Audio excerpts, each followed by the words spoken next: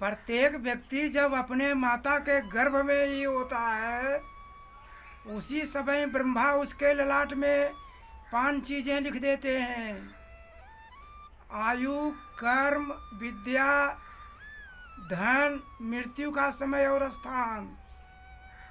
इसके विरुद्ध कोई चतुराई दिखाता है, बुद्धिवानी करता है, तो वह व्यर्थ है।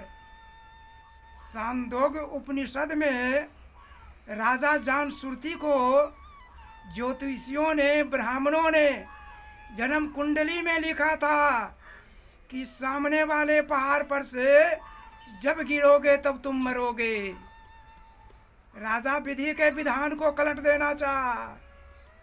उन्होंने अपना दोनों पैर कटवा लिया। उसका मंतव्य यह था कि न तो मैं पहाड़ पर चढ़ूंगा और न तो मरूंगा, अर्थात चारों युगों में अमर हो जाऊंगा।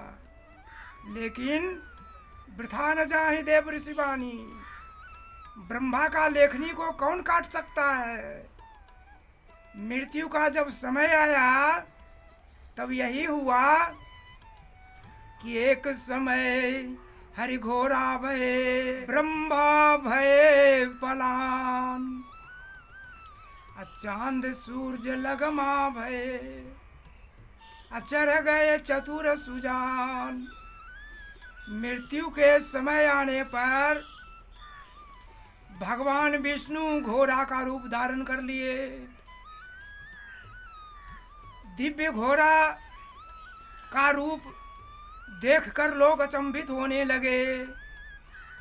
साधारण घोड़ा पर तो लोग चढ़ने के लिए तृषित होते रहते हैं, ललायित होते रहते हैं, और जहाँ विष्णु भगवान ही घोड़ा बने थे, उस दिव्य घोड़े के संदर्भ में तो कहना ही क्या।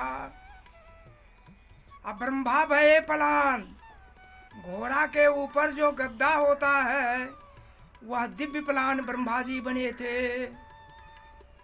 और घोड़े के दाएं बाएं मुंह में जो लगाम अर्थात रस्सा होता है, डोरी होती है, वह चांद और सूरज बन गए।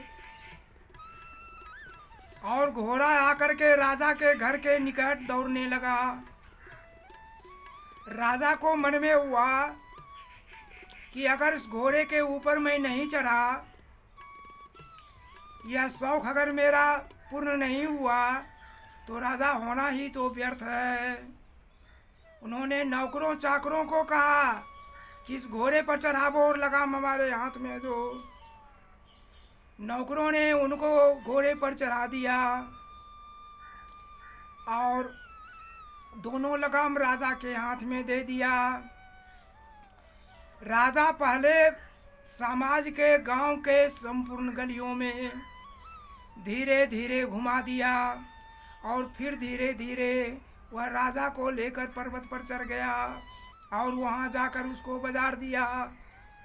समय आने पर उसकी मृत्यु हो गई।